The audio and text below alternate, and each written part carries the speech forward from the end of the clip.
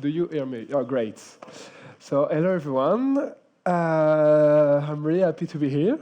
I hope all of you still have some energy because there are some talks left for today. Is the sound okay? I feel like there is some weird noise. No? Okay. So as Greg said, I'm Guillaume Bernos. I work at Inverted on the Flutter Fire project. So if sometimes you have some issues with Firebase on Flutter, maybe it will be me that will answer on GitHub. But today I'm not here to talk about that. Today I'm here to talk about WebViews. So a quick question. Who already integrated WebViews in their Flutter apps? Oh, okay, a lot of you. So we'll see if you bump into some of these issues or if you never. So maybe you will learn some stuff along the way. So the first thing that you may ask is why should we use WebViews? Because there is a common saying in Flutter that everything is a widget, and a WebView is not exactly a widget. So why should we use it? Let's start with a little story. So a couple of months ago, I wanted to had an idea of a side project, like every developer, and I wanted to create an email client to share email between people and stuff like that. So I'm like, okay, great. I love Flutter. I picked my favorite state manager. I put Riverpod, I put Go-Router, I put everything in. It was working great. And then I was like, okay, I get everything from the Gmail API, but now I have to display my email. How am I going to do that? So at first I was, okay, maybe I'm going to parse each tag and stuff like that, but probably not the good answer. And I ended up using WebViews everywhere because it was the easiest way of doing it, but I was getting away of Flutter. So you will see in this talk how to properly integrate the WebViews so they feel the most Fluttery possible. I say that this way. So the first thing you can do when you have to display HTML is to just transform the HTML into widgets. That's the easiest thing you can do. So you can use, for instance, there is a lot of them on PubDev, so I've chosen some package to showcase because I've used them, but every day there is a new widget for doing things that I will present, so maybe you will find something that is better. So here I've used the Flutter widget from HTML package, and you can use it to transform HTML into widgets. So it has a lot of advantages, one of them being you are still using widgets, so everything is integrated with Flutter, so you get optimization like having performance improvement from Impeller, for instance, or having everything like properly wrapping and having full control on the theme. It will integrate automatically with the theme, so that's really nice. But emails aren't just text. Often you get like marketing emails or spam or stuff like that will have a lot of CSS, and that will be hard to just represent with basic widgets like text and images. So if you can control the HTML and can restrict the tags that are used, so maybe you are using a CMS and someone is typing something that is transformed into HTML and then sent to your front end, maybe it can work for you because it's by far the most optimal way of doing it, but it will only support basic layout. If you don't have any choice and any control on how the HTML will be generated and how much CSS will be in your HTML, this is probably will not be the good solution for you. Yeah.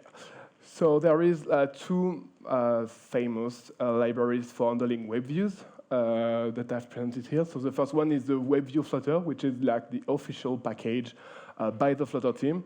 So this is really nice. There is a great support. There is a non-understand support for web, which means that you have to add another package to get web support, but it's working. And it also supports preloading the page. So if you have some basic needs for just displaying a web view in your app or having some basic browser support, it's probably enough. But there is also another package, Flutter Init App WebView, which is like an unofficial package, which supports web and macOS since version 6.0. also supports preloading the page, but also supports a lot of other features like WebRTC, Service Worker, Localhost Server, Cookie Manager. So if you want something a bit more advanced, you will probably need to use this one. It moves like pretty fast, and people are really reactive because it's a huge community on GitHub around this package. So it's really nice to be able to switch to something more advanced if you have more advanced needs. So for my client email, I went with Flutter in App WebView, and I will show you most of my code snippet with this package. It can be done, some of it, with WebView Flutter, but it will probably be harder than just use the Flutter in App WebView. So I will show you a couple of examples, and through those examples, you will understand how to properly interact with the WebView and how to integrate it better in your Flutter widgets. So the first example I want to show you, and the only reason why I have this beautiful app, that's why I had to bring my own laptop. So as you can see, there is like two small things, and you can imagine that the rainbow containers are WebView. And since a WebView is a native view, you have to give it a height, otherwise it will just take all the height available, or it will just not work because you need to constrain it because it cannot send its own height to Flutter. So imagine that you have a web page. If you want to scroll on the left, it will not be really well integrated. You will see that you have one scroll into another, whereas on the right, you have properly scroll, so you display the web view, and then you have some Flutter text under.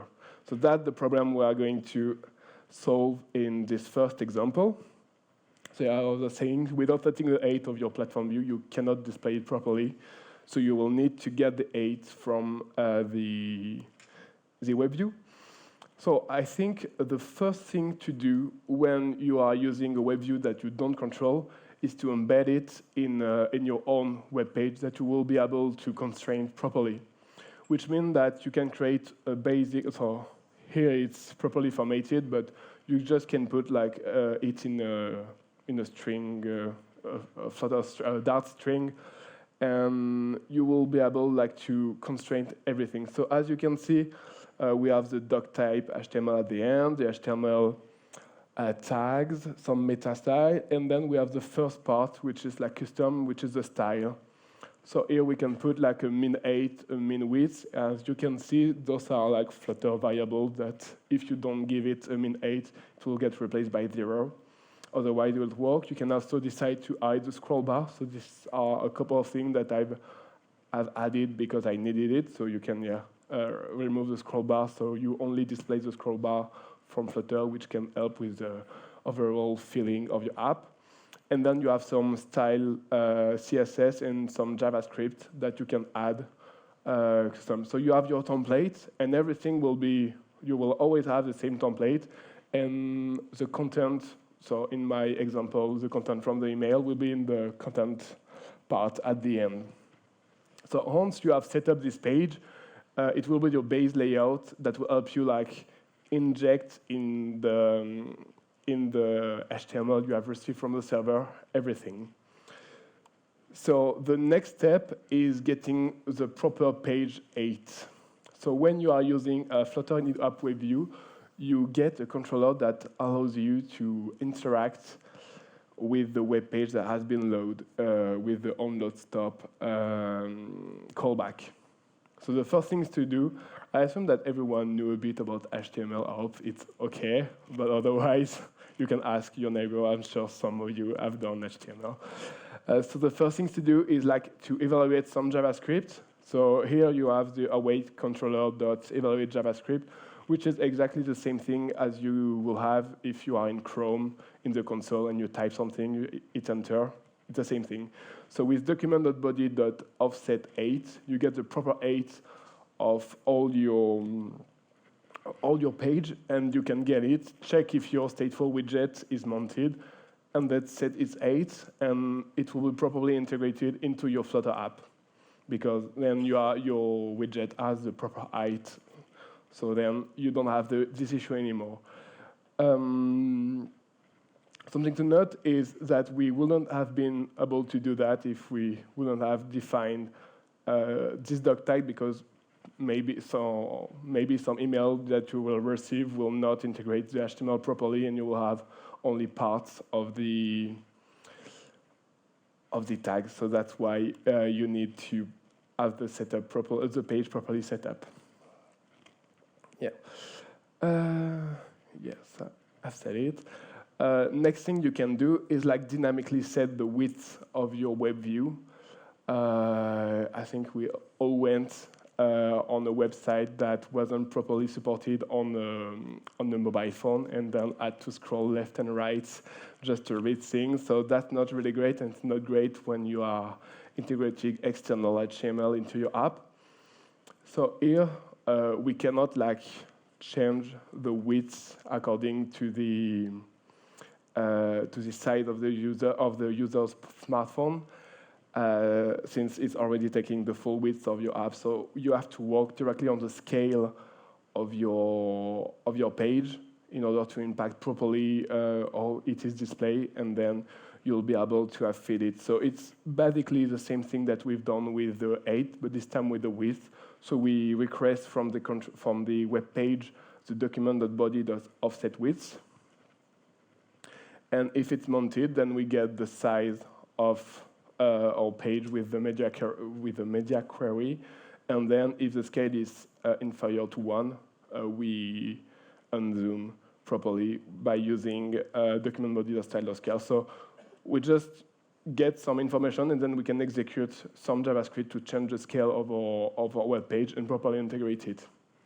So this is pretty nice, but often when you go on the web page, there are some things loading asynchronously. For instance, you have a huge photo, and it will take a couple of times to display. So what I often do is like putting into a timer. So every couple of seconds, my web page will try to adjust properly to its 8 and its width, so it's always the proper 8 for the user. So there, that's 2 problems solved. Another problem I had when creating this email client was you had to quote a user text when you are responding to an email, but you don't want this quoted email to be displayed, but you still want to be able to expand it. And since my 8 script was running each second, if someone clicks on the button, they have to wait 1 second to have it the 8 properly adjusted. It will not be good enough. So I had to run a script from the WebView to tell Flutter, hey, I have changed my 8, recalculate properly the 8 directly. So as you can see, I have a small script that I have injected in my setup page that I had at the beginning. And in this script, the first thing I do is I start by hiding all the Gmail quotes elements that have the class name Gmail quote. Once everything is hidden, I add an event listener for a click on each of these collapse buttons. And when this happens, I'll change the visibility of this element. So that's pretty easy. But then the interesting thing in that is the windows.flutter in app.webview.calendar click button, which helps to say Flutter, okay, something happened in the JavaScript. Now you have to do something. So this is the JavaScript part that is integrated into the HTML. And in the Flutter part, you can always use the controller to add a JavaScript handler that will be able to adjust the size of the web view. So this can be really powerful to get things to work in JavaScript without having to use external dependencies. So for instance, if you try, for instance, to parse a JavaScript string, in Flutter, you have to import the ENTL package, which can be like a lot of things to handle, and there is sometimes like weird dependency issues between packages.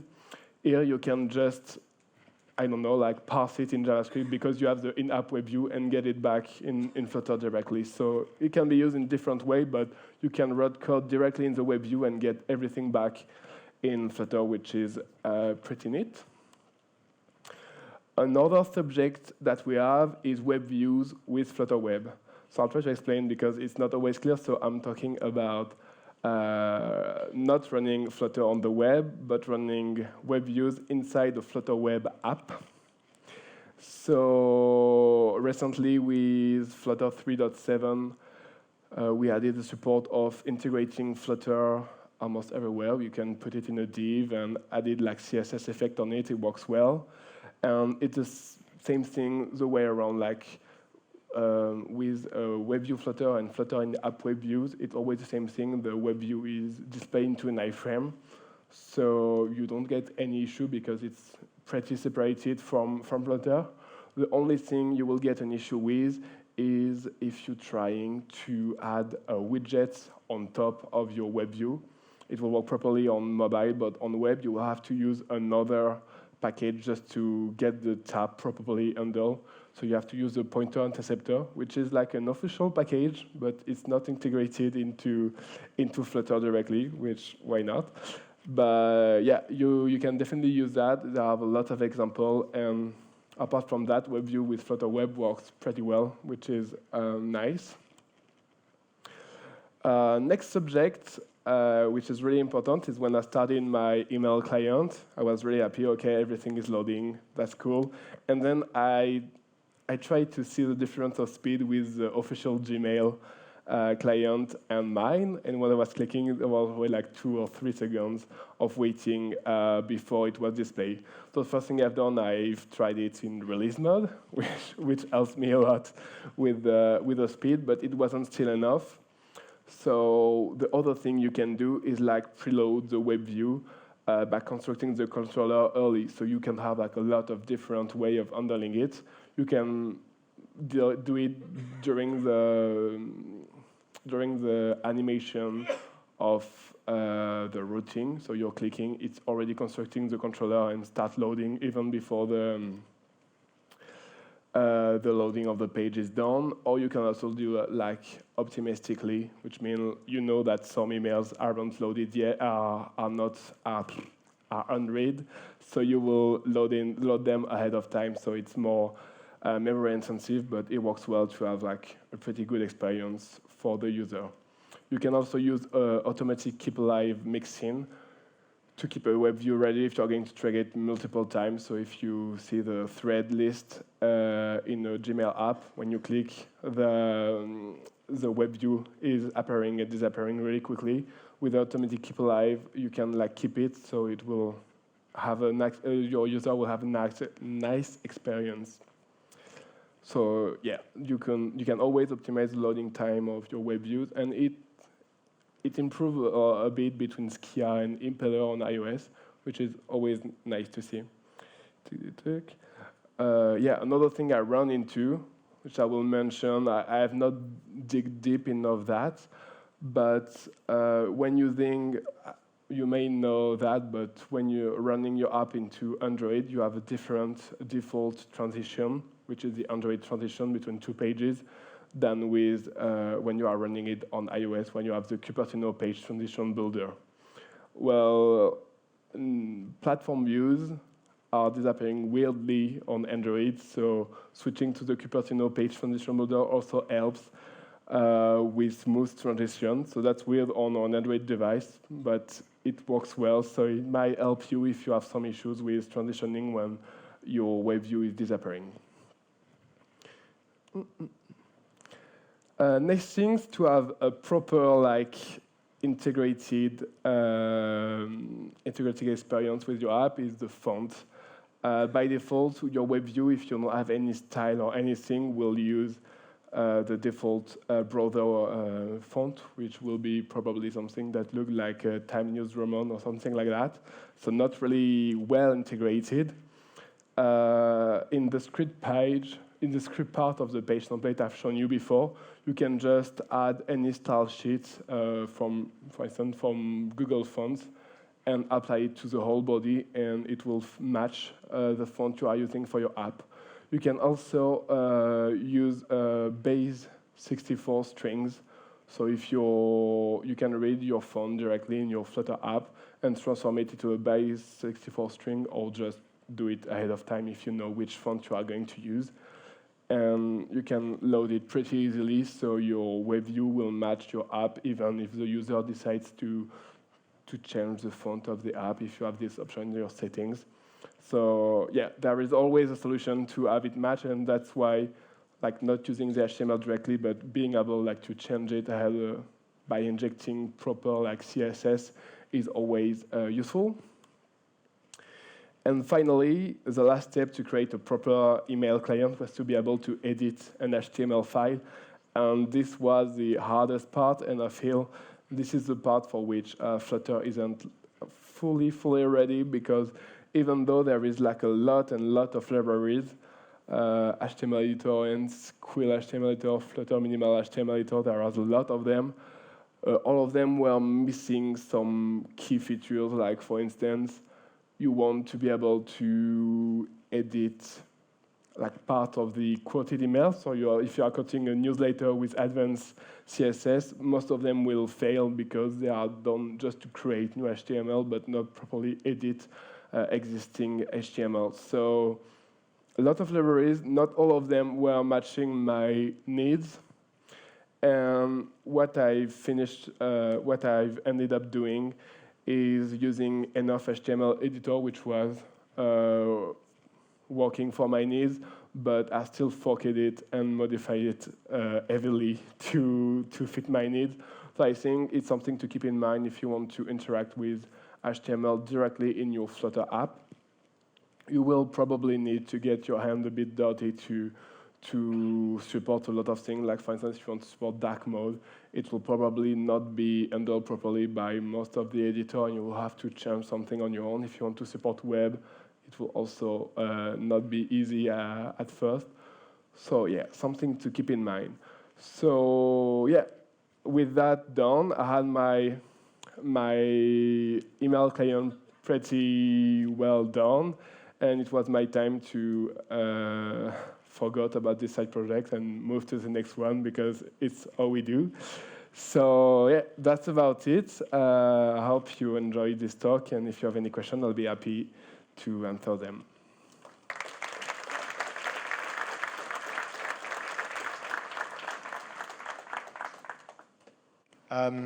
Okay, thank you, Guillaume. A few questions. You mentioned the disappearing WebView problem when transitioning on Android. Do you notice any other differences in the implementation between iOS and Android using WebView?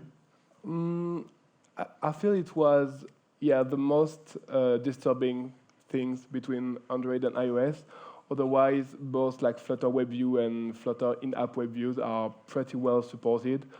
So yeah, that was the most annoying thing that I had to fix on my own. Otherwise, other things were pretty well supported. CSS, JavaScript support is pretty on par for both of them, so that was nice. And the fix is quite counterintuitive, so thanks for the tip. Using Cupertino on Android. And can you actually, so you showed that you actually wrote some good lines of JavaScript. How you can debug them? Well, to debug this, since it's an HTML file at the end, you can always copy it into your own browser and debug it directly in Chrome. Mm-hmm. But to debug it during Flutter development, I'm not entirely sure it's possible. Okay.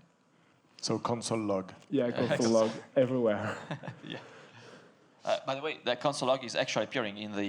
console log are appearing. Yeah, that's I mean, breakpoints and proper debugging. But yeah, console log do appear. Sure. So that's only half a joke and I mean, part of the actual solution. Console log.toto and exactly. So you talk about injecting fonts. It's basically the same to inject any kind of style, and you can override the entire style sheet of what the injected WebView. Yeah, exactly. If the WebView is properly coded, you should be able like to inject it. Otherwise, you will have to use the important everywhere, which is not nice. But you can always like force it on the WebView if you want it. For instance, to properly support dark mode, I force it to change the font color, whatever it is. I force it in white in dark mode, for instance. So you can always do it something like that. Yeah. Okay. And I forgot the question. I had a question in mind about that. I forgot the question. Okay. Maybe one last one about transitioning to when you preload the WebView. So is there anything happening with the transition, or is it preloaded? Yeah. Is anything in particular to implement to handle transition when you preload the WebViews? No, not anything particular. Like you just give the controller to the WebView, and if the page is already ready in the controller, it will be like loaded directly. So you will only get like a really small delay that is almost not noticeable in release mode. It's really noticeable in debug mode, so you don't have to be afraid. You already compile your app, and it's pretty quick. So it handles the animation by itself. Yeah, exactly. Oh, okay, I got it finally. Did you have to pass much data between the native and the JS part? And if you did, how did you handle that? Like, do you serialize and deserialize JSON objects or not? I don't to do that, but I think JSON.stringify and you can JSON parse from Flutter should work properly. All right. Okay. Well, thank you very much, Guillaume. Thank you.